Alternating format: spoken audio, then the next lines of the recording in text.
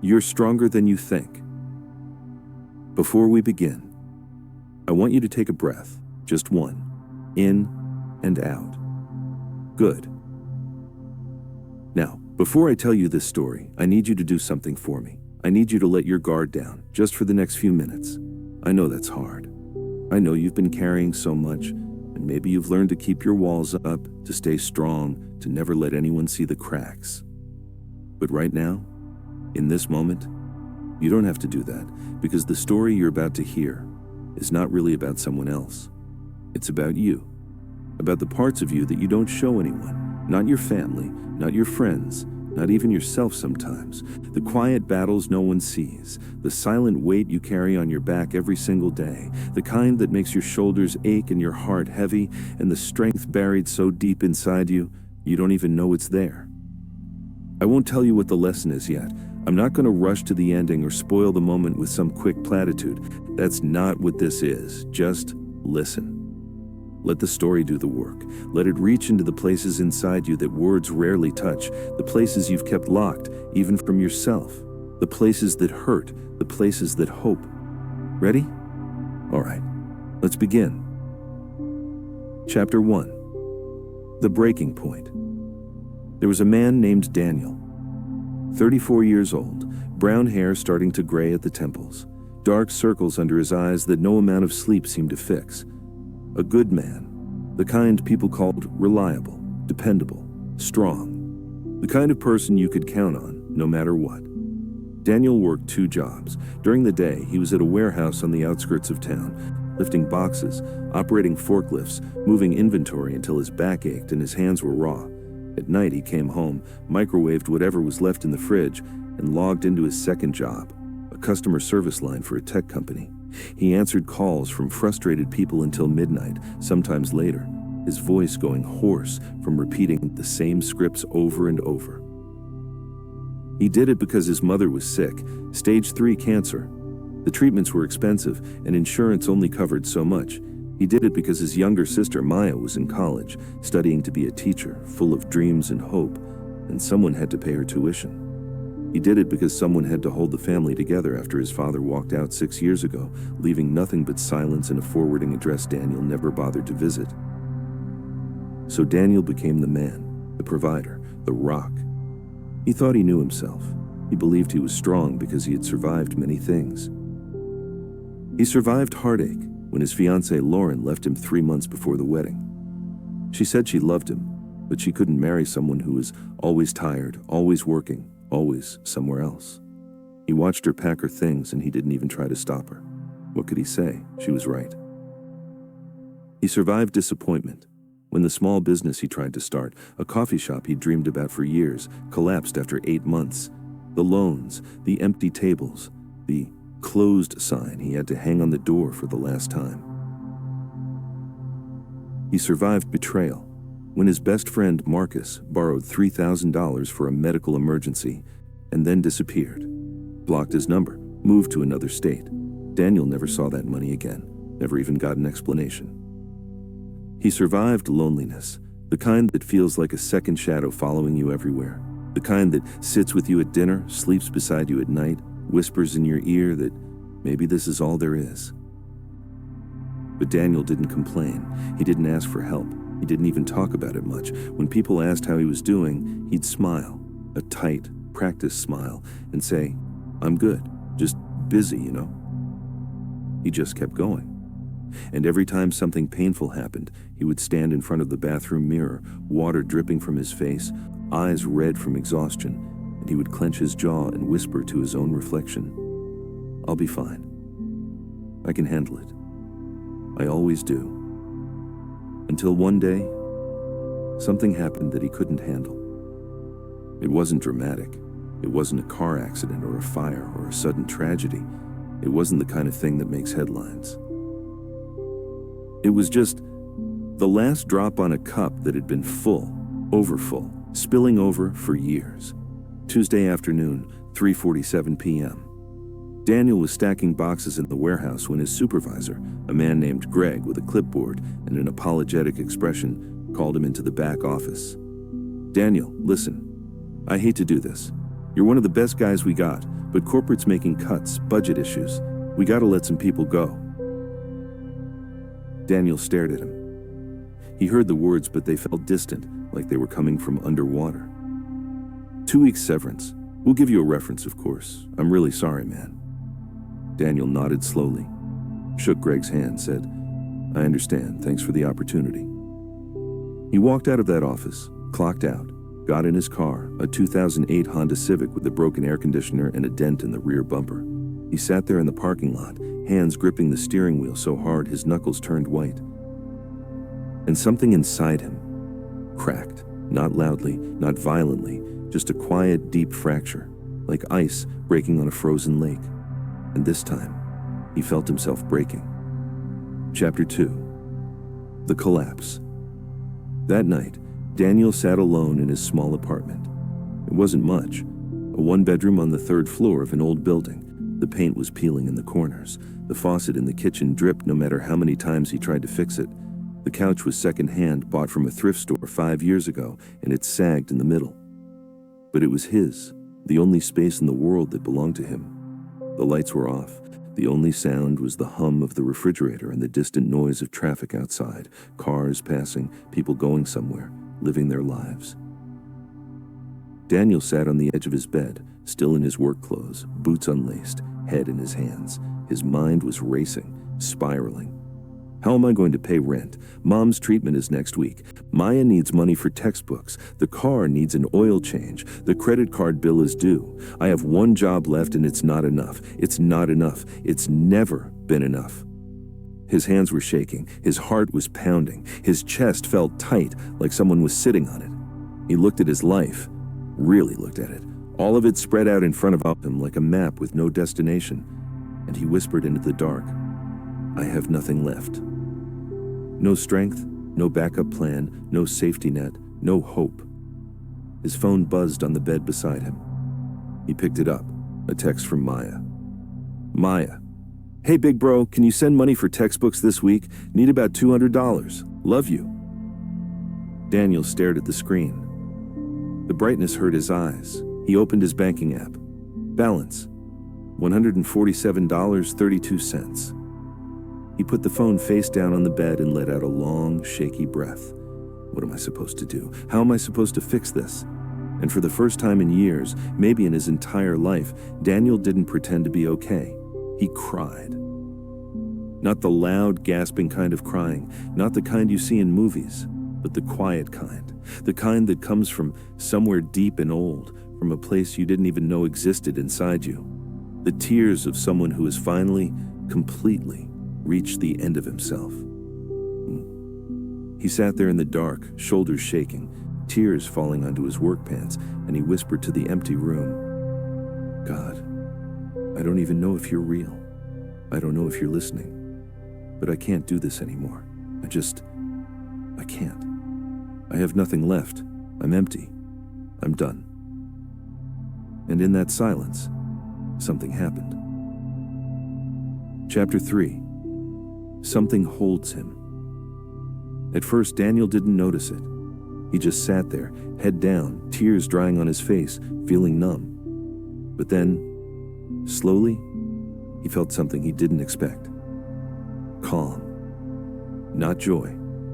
Not excitement. Not a booming voice from heaven or flash of light or an angel appearing in the corner of the room. Just a soft, steady peace that didn't make any logical sense.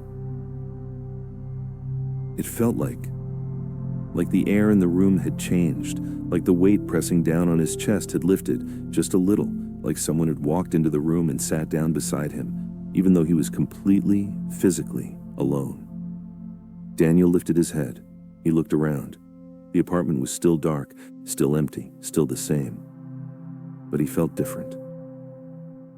He wiped his face with the back of his hand, took a breath, a real one, deep and full, the kind he hadn't taken in weeks, and somehow, he stood up. Not because he suddenly felt strong, not because a solution appeared out of nowhere, not because anything on the outside had changed, but because someone was holding him, something he didn't understand, something he couldn't see or touch or explain. But he felt it. He felt it. Daniel walked to the window and looked out at the city. Lights flickering in apartments across the street. People living, breathing, struggling, surviving. Just like him. And for the first time in a long time, he didn't feel alone. He whispered into the quiet, "Okay, I don't know what this is, but thank you." Chapter 4. The Shift. Daniel didn't tell anyone what happened that night. He didn't call his mom or his sister. He didn't post anything on social media. He barely used it anyway. He didn't text his friends or go to church or make some grand declaration about finding God or having some spiritual awakening. He just existed differently. That next morning, his alarm went off at 6:30 a.m. Normally, he'd hit snooze 3, 4, sometimes 5 times, dragging himself out of bed only when absolutely necessary, his body heavy with dread about the day ahead. But this morning, his eyes opened before the alarm even went off. 6:17 a.m. He lay there for a moment, staring at the ceiling, waiting for the usual wave of anxiety to crash over him. The mental checklist of everything that was wrong, everything that needed fixing, everything that was falling apart. But it didn't come. Instead, the first thought in his mind, clear and simple, like someone had whispered it to him, was, "I'm still here." Not, "I have to get up." Not, "Another day of this." Not, "How am I going to make it through?" Just, "I'm still here." And somehow, that was enough. Daniel sat up slowly, swung his legs over the side of this bed and felt his feet touch the cold hardwood floor. He felt different. Not happy. Not fixed. Not like all his problems had vanished overnight. But lighter, steadier, like something invisible inside him had shifted, realigned, like a bone that had been out of place for years had finally clicked back into position. He stood, stretched. His back still ached from years of warehouse work, but the ache felt bearable. He walked to the kitchen, the floorboards creaking under his weight. The apartment looked the same, still small, still worn, still not much to look at. But the morning light coming through the window felt softer somehow, warmer. Daniel made coffee. Not the instant kind he usually made in a rush. He actually took his time, measured the grounds, waited for the water to boil, poured it slowly, watched the steam rise. When was the last time he'd done that? Actually paid attention to something so small? He couldn't remember. He sat at a small kitchen table, the one he'd bought at a yard sale years ago, the one with the wobbly leg he kept meaning to fix, and he just sat. No phone, no TV in the background, no distractions, just him, the coffee, and the quiet morning. And it felt okay. After his second cup of coffee, Daniel opened his laptop. The screen flickered to life, the brightness making him squint. He navigated to his documents folder, found his resume, last updated 8 months ago, and stared at it. Usually this would fill him with shame. Look at all the gaps. Look at how little he'd accomplished. Look at how stuck he was. But this morning he just thought, okay, let's update this. He added his recent warehouse experience, cleaned up the formatting, rewrote his summary to sound more confident, more capable. He surprised himself with how easily the words came. Then he started searching. Indeed, LinkedIn, Craigslist, company websites, warehouse positions, delivery driver jobs, forklift operator, inventory specialist, anything that was hiring, anything that paid a living wage. He bookmarked 12 possibilities, applied to 7 of them right there at the table, his coffee going cold beside him. By noon, Daniel had made a list of places to call. Companies that said, "Inquire within," or listed at a hiring manager's direct line. He hated making cold calls, always had. The rejection, the awkwardness, the feeling like he was bothering people. But today, he picked up the phone. The first call went to voicemail. He left a message, tried to sound confident, stumbled over his words a little, but finished strong. The second call, a receptionist said they'd already filled the position. He thanked her and hung up. The third call, he got an actual conversation. A manager named Patricia, who sounded tired but kind. "We're looking at applications this week," she said. "I see you sent yours in this morning. Can you come in Thursday for an interview?"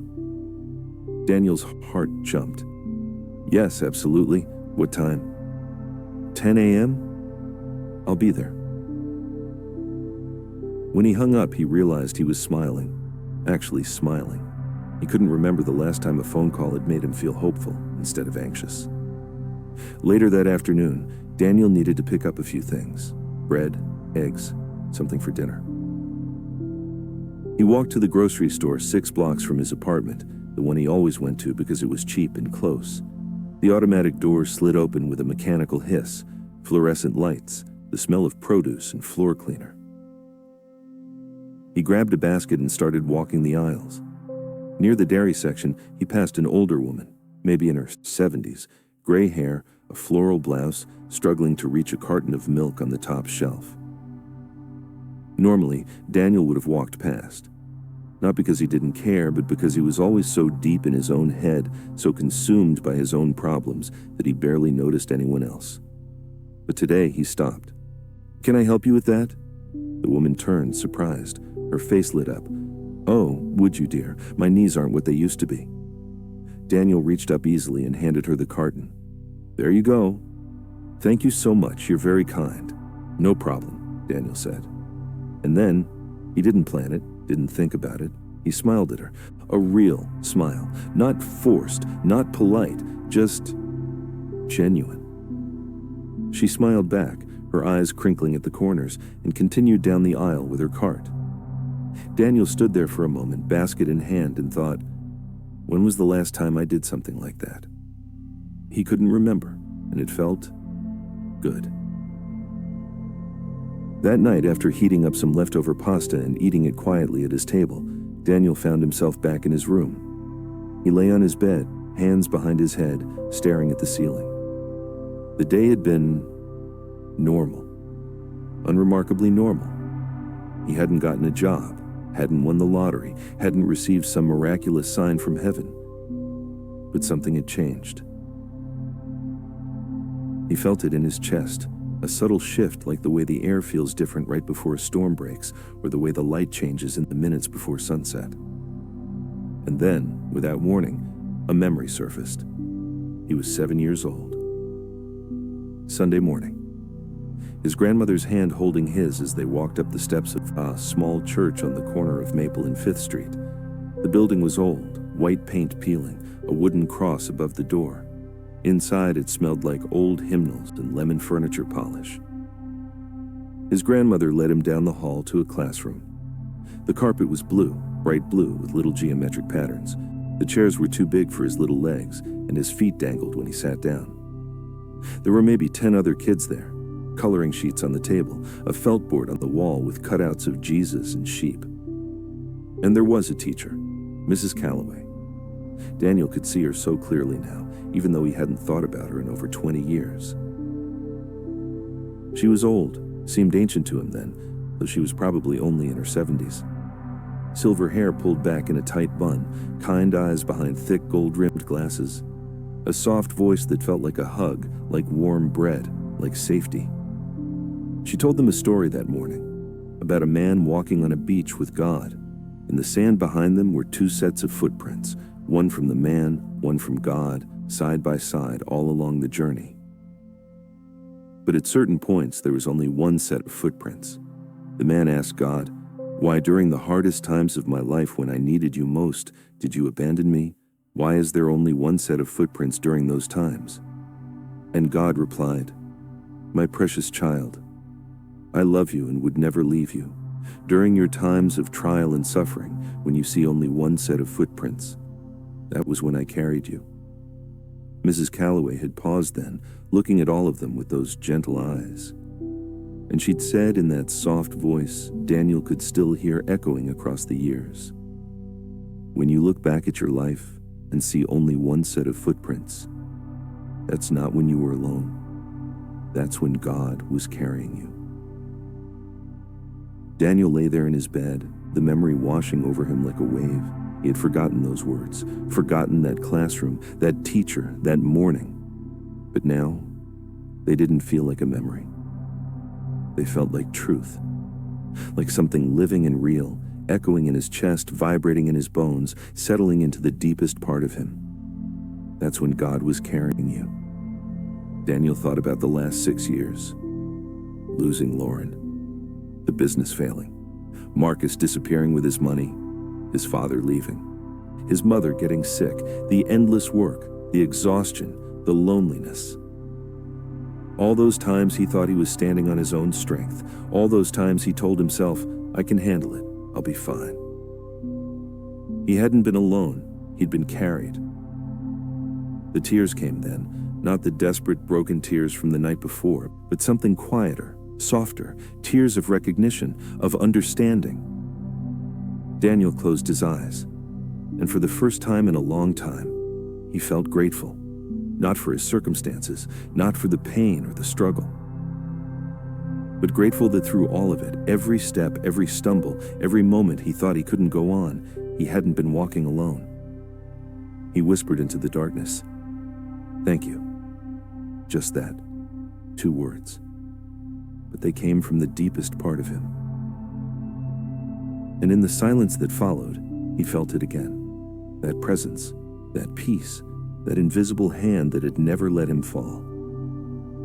Chapter 5, The Revelation. Over the next few weeks, Daniel began to see his life through a different lens. Not rose-colored glasses. He wasn't suddenly naive or delusional about his circumstances. The bills were still there. The challenges were still real. His bank account was still painfully low. But the way he saw those things had changed. It was like he'd been looking at his life through a foggy window for years, and someone had finally wiped it clean. The view was the same, but now he could actually see it clearly. Thursday came, the interview he'd scheduled with Patricia. He woke up early, ironed his one good button-down shirt, put on his only pair of dress pants, looked at himself in the mirror. "You've got this," he said to his reflection. And for once, he actually believed it. The company was a logistics firm on the industrial side of town. Big warehouse, loading docks, trucks coming and going. Daniel arrived 15 minutes early, sat in his car, took a few deep breaths, prayed a quiet prayer. "God, I don't know how this works, but if you're really there, if you're really listening, help me, please." The interview was with Patricia and another manager named Ron, a tall guy with a firm handshake and a no-nonsense demeanor. They asked him about his experience, his strengths, why he wanted the job. Daniel answered honestly, didn't oversell himself, didn't make excuses, just told them the truth. "I'm a hard worker," he said. "I show up, I do what needs to be done, and I don't quit." Patricia smiled. "We'll let you know by next week." Daniel shook their hands, thanked them, and left. As he walked back to his car, he didn't feel anxious, didn't feel like he'd failed or succeeded. He just felt calm. Whatever happens, happens. And somehow, that was okay. While he waited to hear back, Daniel picked up extra shifts at his night job. Monday, Wednesday, Friday, his usual days. But then he added Tuesday and Thursday. Even picked up a Saturday shift when someone called in sick. It was exhausting. His voice was hoarse from talking. His eyes burned from staring at the computer screen. His body ached. But somehow, it was manageable. Like his body had found a reserve of energy he didn't know existed. Like someone had turned on a generator inside him that had been off for years. He'd come home at 1 a.m., collapse into bed, sleep hard, and wake up the next morning ready to do it again. How am I doing this? He wondered. But he knew. He was being carried. One evening after a long shift, Daniel's phone rang. Mom Mobile. He answered immediately. "Hey, Mom." "Hi, baby." Her voice sounded tired, more tired than usual. But there was warmth in it, the kind of warmth only a mother can carry, even when she's hurting. "How are you feeling?" Daniel asked. "Oh, you know, some days are better than others. But I'm hanging in there." There was a pause. Then she spoke again, and her voice cracked just a little. Danny, I know things have been hard. I know you lost your job at the warehouse. I know you've been working yourself to the bone trying to take care of me and Maya. I know you don't talk about it, but I see you. I see what you're doing. Daniel's throat tightened. He swallowed hard, tried to keep his voice steady. It's okay, Mom. I'm okay. I just want you to know. She paused, and he could hear her crying softly on the other end. I'm so proud of you. You're such a good son, such a good man, your father. He didn't see it, but I do. God does. And I'm so proud of you. Daniel couldn't speak. If he tried, he'd break. I love you, Danny. I love you too, Mom. After they hung up, Daniel sat in his car outside the apartment building, engine off, streetlights casting shadows through the windshield, and stared at the phone in his hand. And that's when it hit him. Really hit him. He hadn't been surviving all these years because of his own willpower.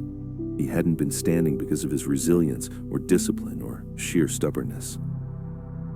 He had been standing because God had been holding him, long before he ever realized it, long before he ever asked, long before he even believed. Every time he thought he would collapse, something had caught him.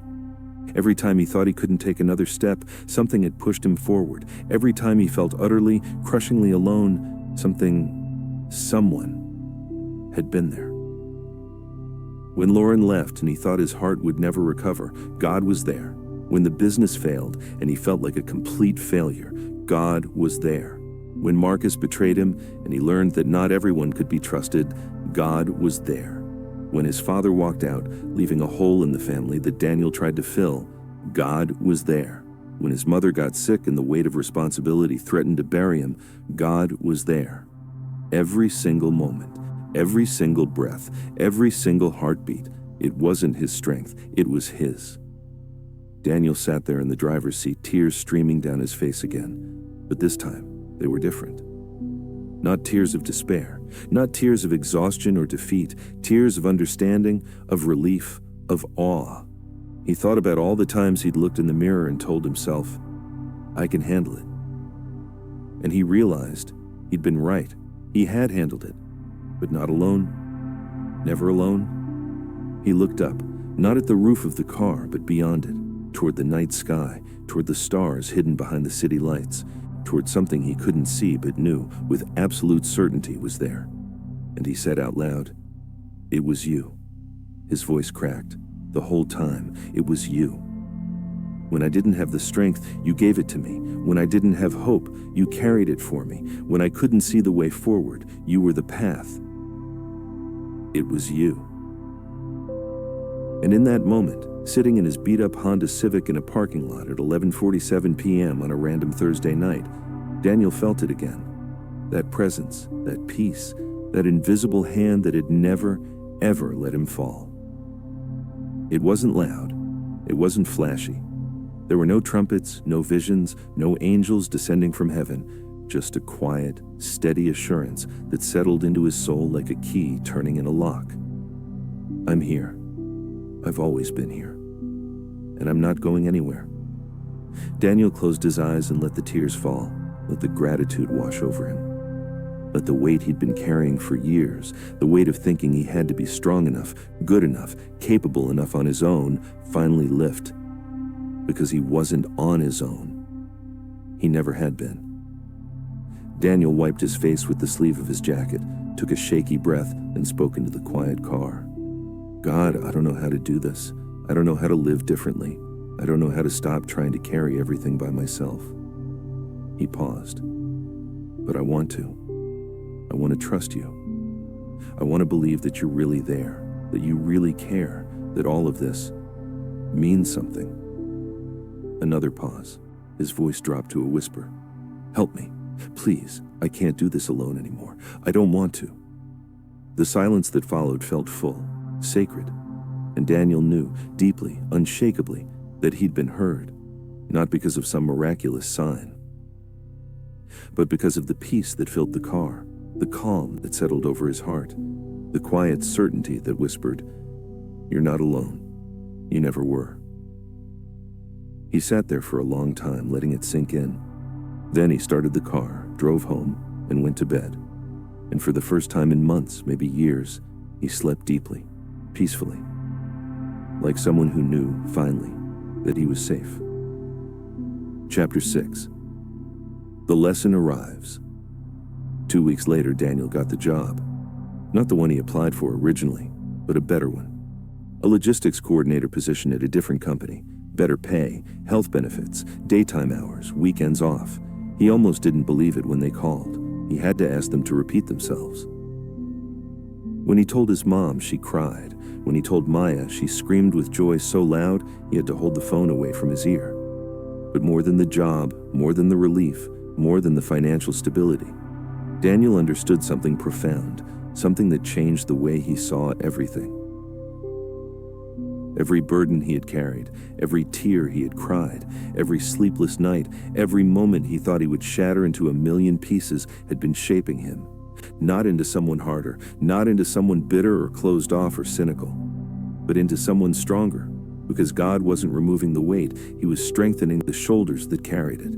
He wasn't taking away the pain, he was teaching Daniel that he could endure it, not alone, but together. Daniel started going to church again, not out of obligation, not because he thought he should, but because he wanted to, because something inside him had woken up, something he thought had died years ago. Hope.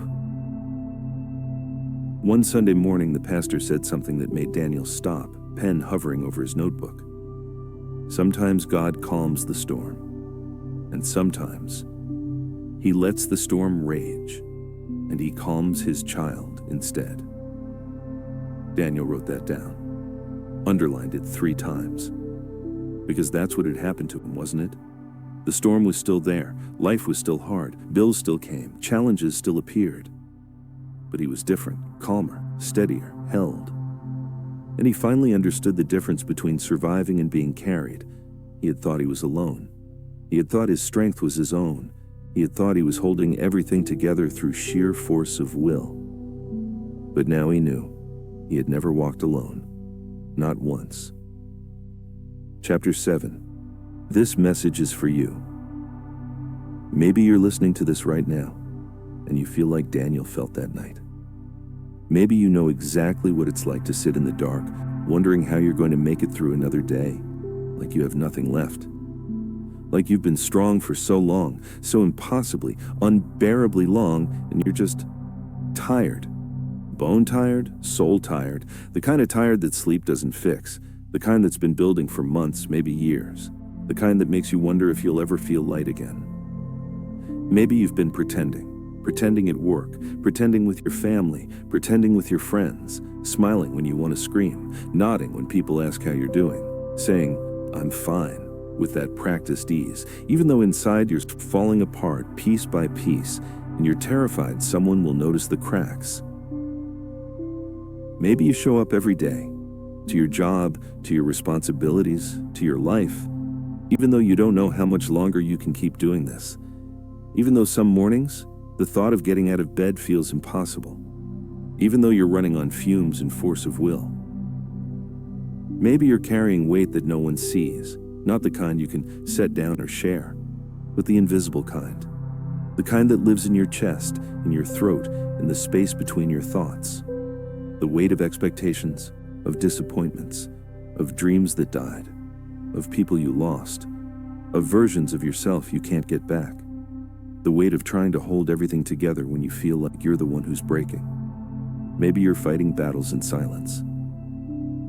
Battles with anxiety that wakes you at 3 a.m. and won't let you go back to sleep.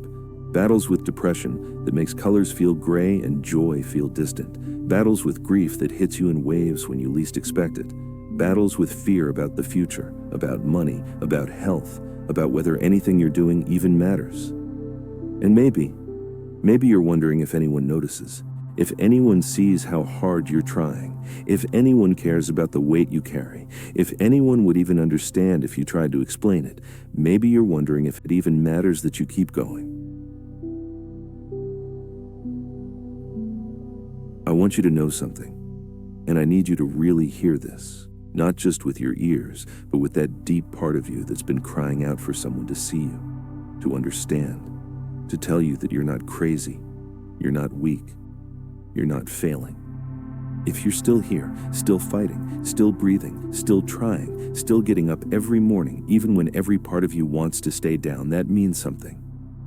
That means you're stronger than you think you are. Not because you're superhuman, not because you have it all figured out, not because you never struggle or doubt or break down, but because you keep showing up, even when it's hard, especially when it's hard.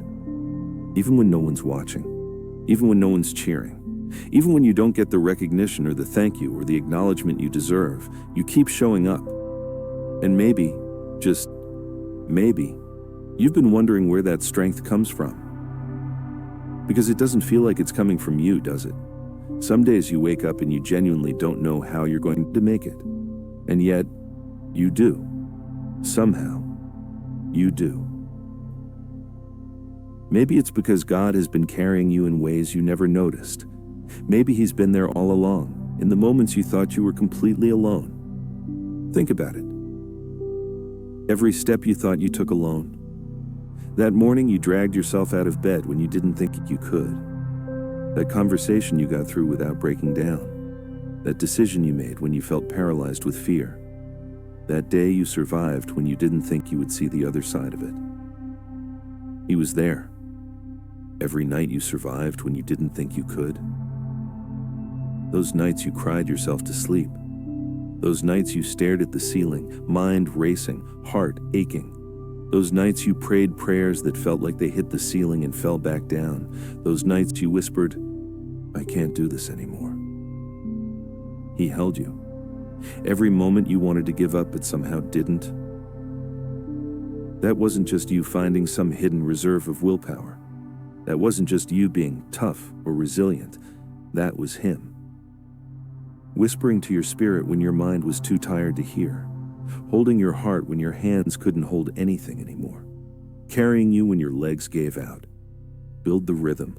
Let it pour out. Every breath you take, He gave it. Every heartbeat that keeps you alive, He sustains it. Every small victory you dismissed as luck or coincidence or just pushing through. That time you got the job you desperately needed. That time someone said exactly what you needed to hear at exactly the right moment. That time money came through when you didn't know how you'd pay the bills. That time you felt peace wash over you for no logical reason. That time you laughed, really laughed, and remembered what joy feels like. That was grace. That was love. That was God walking beside you, carrying you, refusing to let you fall. You're stronger than you think, not because of what you have inside, but because of the one who walks beside you. And I know it's hard to believe sometimes. I know there are days when you look around and wonder, where is He? If He's really there, why does it still hurt this much? Why is it still this hard? I know it doesn't always feel like He's there. I know the pain is real. The exhaustion is real. The loneliness is real. The doubt is real. You're not imagining it. You're not being dramatic. You're not weak for feeling what you feel. Your struggles are valid. Your pain matters. Your story matters. But so is He. God is real. And even when you can't feel Him, even when you can't see Him, even when you can't understand why He's allowing what He's allowing, He's there. In the silence. In the waiting. In the breaking. He's there. And He's not done with you yet. Do you hear me? He's not done with you yet. This chapter of your life, this painful, exhausting, confusing chapter, it's not the end of your story. The struggles you're facing right now, they're not proof that you failed. They're not evidence that you're not enough or that God has abandoned you. They're part of a bigger story that you can't see yet. A story where the hard parts make sense later, where the broken pieces get put back together into something even more beautiful, where the strength you're building right now, the strength you don't even realize you're building, will carry you into the future He's preparing for you. So hold on. I know you're tired. I know you want to quit. I know some days it feels like too much, but hold on, just a little longer. Not because it's easy. Not because you have all the answers. Not because the pain will magically disappear tomorrow. But because you are not alone in this. You're not alone. When you're lying awake at 2 a.m., anxiety coursing through your veins, He's there. When you're sitting in your car in the parking lot crying before you go into work, He's there. When you're standing in the shower, letting the water hide your tears, He's there. When you're scrolling through your phone at midnight, seeing everyone else's highlight reel and feeling like you're the only one falling apart, He's there. When you're on your knees, literally or figuratively, begging for something to change, He's there. You never were alone, not when you thought you were at your strongest, and not now when you feel like you're at your weakest. You never were. So if you're hearing this right now, and your heart is heavy, and your eyes are wet, and you're wondering if you can really keep going, this is your sign. This is God speaking to you through a story about a man named Daniel, through words on a page, through the still, small voice in your spirit that's saying, I see you, I know you, I'm with you, and I'm not letting go. Breathe. Take one more breath. Get through one more day. Take one more step. Because the one who created the stars, who spoke the universe into existence, who knows the number of hairs on your head, He's got you, and He always has. You're stronger than you think. Not because you're doing this alone, but because you never were.